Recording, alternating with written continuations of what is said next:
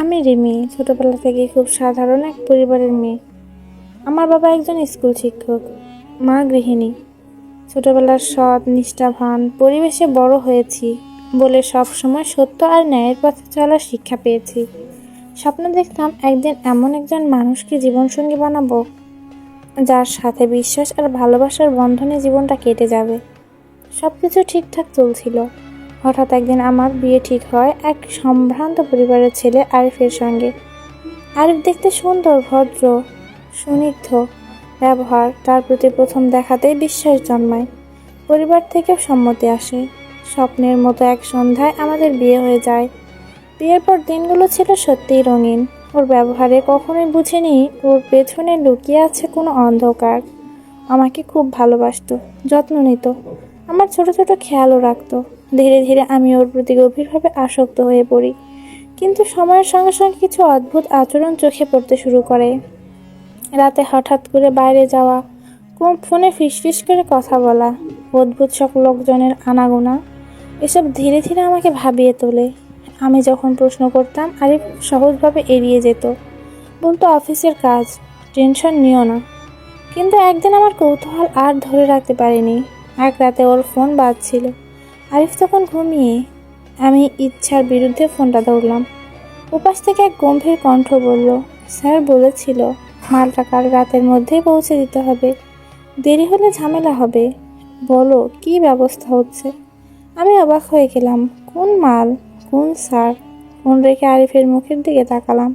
সেই মুখ যে আমাকে এতদিন নিখুঁত ভালোবাসা দেখিয়েছে, আজ সেখানে শুধু প্রতারণার ছাপ দেখতে পেলাম। এরপর থেকে শুরু হলো আমার সত্যের সন্ধান। আমি জানালাম আরিফ কাজ করে শহরের এক ভয়ঙ্কর অসৎ ব্যবসায়ীর জন্য। অস্ত্র, মাদক, জাল টাকা, এসবের কারবারে জড়িত সে। আমার ভালোবাসা যেন মুহূর্তে ছিন্ন ভিন্ন হয়ে গেল। আমি কি করব বুঝে উঠতে পারছিলাম না। স্বামীর প্রতি ভালোবাসা, বিশ্বাস আর নিজের নীতিবোধ, এই দিনের দ্বন্দ্বে পড়ে গেলাম। আমার বাবা মা যদি জানতো, ওরা ভেঙে পড়তো। তাই সিদ্ধান্ত নিলাম নিজেই সত্যের মুখোমুখি হব। আমি ধীরে ধীরে আরিফের গতিবিধি নজর রাখতে শুরু করি। কবে কোথায় যায়, কার সাথে দেখা করে, সব কিছু খেয়াল রাখি। সাহস করে একদিন ওর আলমারির গোপন ড্রয়ার খুলে পেলাম কিছু ফাইল, যেখানে লেনদেনের হিসেব, অস্ত্রের ছবি, বিদেশি ব্যাংক অ্যাকাউন্টের ডকুমেন্ট। আমার চোখ তখন সত্যের সামনে খুলে গেল। আমি ঠিক করলাম এই অন্যায় কাজে সহযোগিতা করব না। ভেঙে পড়া নয়, শক্ত হতে হবে। নিজের আত্মবিশ্বাসকে আঁকড়ে ধরলাম। আমি পুলিশের কাছে যাব, এই সিদ্ধান্ত নিলাম। একদিন আরিফ বাড়ি না থাকায় আমি সমস্ত প্রমাণ গুছিয়ে থানায় চলে গেলাম। অফিসার আমাকে কথা শুনে প্রথমে অবাক হয়েছিলেন, কারণ একজন স্ত্রী নিজের স্বামীর বিরুদ্ধে এভাবে দাঁড়াবে সেটা কমই দেখা যায়। তবে আমি জানতাম সত্যের পক্ষ দাঁড়ানোই আমার কর্তব্য। পুলিশ গোপনে নজরদারি শুরু করলো। কিছুদিনের মধ্যেই পুরো চক্র ধরা পড়ল এবং আরিফকেও গ্রেফতার করা হলো।